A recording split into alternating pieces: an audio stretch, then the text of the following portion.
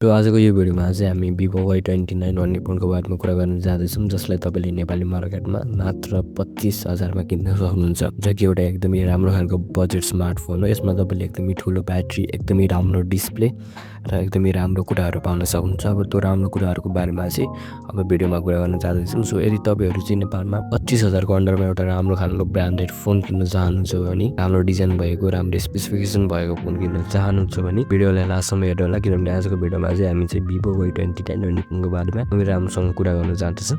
त्यो भिडियोलाई चाहिँ लास्टसम्म हेर्नु होला।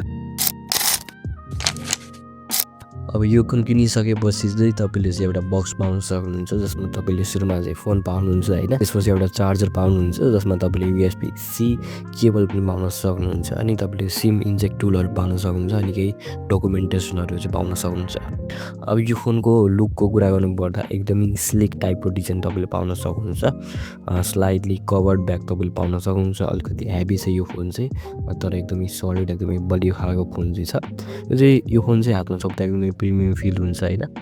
सो तपाईले चाहिँ कलर अप्सन चाहिँ एउटा व्हाइट र ब्राउन भन्ने कलर अप्सन चाहिँ पाउन सक्नुहुन्छ। बाकी यसको लुक्सको कुरा गर्नु पर्दा एकदमै स्मुथ टाइपको, एकदमै प्रिमियम टाइपको लुक्स चाहिँ तपाईले चाहिँ पाउन सक्नुहुन्छ। यो फोनको डिजाइन र बिल्ड क्वालिटीको कुरा गर्नु पर्दा तपाईले चाहिँ यसमा चाहिँ प्लास्टिकको डिजाइन पाउन सक्नुहुन्छ र IP64 को रेटिङ पाउन सक्नुहुन्छ। अब यो उनको चाहिँ बिल्ड क्वालिटीको बारेमा कुरा गर्नु पर्दा चाहिँ बिल्ड क्वालिटी एकदमै स्लिक, एकदमै प्रिमियम टाइप तपाईले पाउन सक्नुहुन्छ। ब्राउन र व्हाइट भन्ने कलर अप्सन चाहिँ तपाईले पाउन सक्नुहुन्छ। सो ओभरअल डिजाइनको कुरा गर्नु पर्दा डिजाइन एकदमै क्लीन टाइपको, एकदमै प्रिमियम टाइपको चाहिँ तपाईले पाउन सक्नुहुन्छ। डिस्प्लेको बारेमा कुरा गर्नु पर्दा तपाईले यसमा 6.68 इन्चको HD+ LCD डिस्प्ले पाउन सक्नुहुन्छ। तपाईले चाहिँ HD+ को रिजोल्युसन पाउन सक्नुहुन्छ र 120 हर्ट्ज को रिफ्रेश रेट पनि पाउन सक्नुहुन्छ, जसले गर्दा चाहिँ तपाईको फोन चाहिँ एकदमै स्क्रल गर्दाखेरि चाहिँ एकदमै स्मुथ हुन्छ। 120 हर्ट्ज रिफ्रेश रेट भनेको चाहिँ एकदमै राम्रो रिफ्रेश रेट हो। तपाईलाई चाहिँ फोन चलाउँदाखेरि चाहिँ एकदमै स्मुथ टाइपको चाहिँ फिल हुनेवाला छ। र यसमा तपाईले चाहिँ 1000 निट्सम्म चाहिँ तपाईले चाहिँ ब्राइटनेस पुर्याउन सक्नुहुन्छ। यो चाहिँ अलिकति कम नै हो, बट तपाईको काम चाहिँ मजाले चल्छ। अब रिफ्रेश रेट र ब्राइटनेसको बारेमा कुरा गर्दाखेरि चाहिँ दुईटै ठिकठाक नै छ। तपाईले चाहिँ यसमा चाहिँ HD+ को रिजोल्युसन पाउन सक्नुहुन्छ हैन। फुल HD चाहिँ तपाईले चाहिँ पाउन सक्नुहुन्न। सो ओभरअल डिस्प्लेको बारेमा कुरा गर्नु पर्दा डिस्प्ले चाहिँ एकदमै राम्रै छ हैन, ठिकठाक नै लाग्यो मलाई।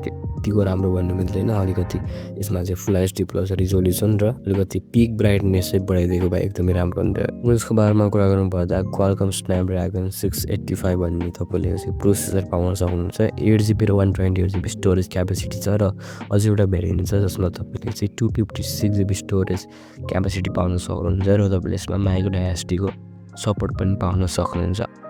यसमा तपाईले Android 15 र तपाईले फन्टस OS 15 पनि पाउन सक्नुहुन्छ।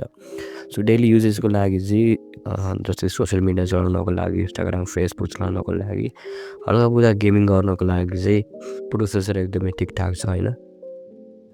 अब हेभी गेम गर्न चाहनुहुन्छ भने चाहिँ अलिकति तपाईले चाहिँ प्रब्लमहरु फेस गर्नु पर्ने हुन्छ। तर यदि तपाईले चाहिँ हेभी गेमिङलाई चाहिँ अलिकति तपाईले सेटिङहरु चाहिँ अलिकति जस्तै ग्राफिक्सहरुको सेटिङ अलिकति कम गरेर खेल्न चाहनुहुन्छ भने पनि तपाईले चाहिँ खेल्न सक्नुहुन्छ। त्यसरी चाहिँ डेली युजेसको लागि, सोशल मिडिया युज गर्नको लागि, हल्का फुल्का गेमिङ गर्नको लागि एकदमै ठीक छ। अब क्यामेराको बारेमा कुरा गर्नु पर्दा 50 मेगापिक्सलको मेन क्यामेरा, 2 मेगापिक्सलको सेकेन्डरी डेप्थ क्यामेरा र 8 मेगापिक्सलको तपाईले चाहिँ सेल्फी क्यामेरा पाउन सक्नुहुन्छ। अब यदि तपाईले चाहिँ एकदमै राम्रो लाइटिङ गर्नुहुन्छ भने चाहिँ यो फोनमा चाहिँ तपाईले एकदमै राम्रो क्वालिटीको फोटोजहरु खिच्न सक्नुहुन्छ। सो ओभरअली तपाईले चाहिँ क्यामेराको बारेमा कुरा गर्नुहुन्छ भने क्यामेरा एकदमै ठीक छ हैन। तपाईले सोशल मिडियामा अपलोड गर्ने टाइपको फोटोजहरु, भिडियोजहरु, टिकटकहरु चाहिँ तपाईले चाहिँ यसमा खिच्न सक्नुहुन्छ। तर यसमा चाहिँ तपाईले चाहिँ अल्ट्रा वाइडको अप्सन पाउन सक्नुहुन्न, जो कि अलिकति नराम्रो कुरा हो। सो बाकी ओभरअल क्यामेराको बारेमा कुरा गर्नु पर्दा पनि ठिकठाक नै छ। ब्याट्रीको कुरा गर्नु पर्दा चाहिँ 6500 mAh को ब्याट्री छ, एकदमै ठुलो ब्याट्री हो यो भनेको। र तपाईले चाहिँ 44 वाटको फास्ट चार्जिङ क्यापेसिटी पाउन सक्नुहुन्छ। चार्जर चाहिँ तपाईले चाहिँ बक्स भित्रै पाउन सक्नुहुन्छ। सो तपाईले चाहिँ यसमा चाहिँ राम्रै खालको ब्याट्री पाउन सक्नुहुन्छ। अब डिस्प्ले चाहिँ अलिकति यसको चाहिँ लो भएको कारणले ब्याट्री पनि तपाईको चाहिँ एकदमै मजाले नै टिक्छ। बाकी ब्याट्री पनि एकदमै ठुलो छ र चार्जिङ क्यापेसिटी पनि एकदमै राम्रो छ। यसमा तपाईँले 5G सपोर्ट चाहिँ पाउन सक्नुहुन्न हैन। तपाईँले यसमा चाहिँ 4G सपोर्ट पाउनुहुन्छ र तपाईँले यसमा चाहिँ माइक्रो एसडीको सपोर्ट पनि पाउन सक्नुहुन्छ। सेक्युरिटीको मामलामा साइड माउन्टेड फिङ्गरप्रिन्ट स्क्यानर तपाईँले पाउन सक्नुहुन्छ। अब प्राइसको बारेमा कुरा गर्नुपर्दा चाहिँ 8GB र 128GB स्टोरेज क्यापेसिटीलाई 25,000 पर्छ। 8GB र 256GB स्टोरेज क्यापेसिटीलाई चाहिँ तपाईँको 27,000 27,000 चाहिँ पर्छ। अब दुईटाको डिफ्रेन्स भनेको त्यही 2-3 हजारको छ।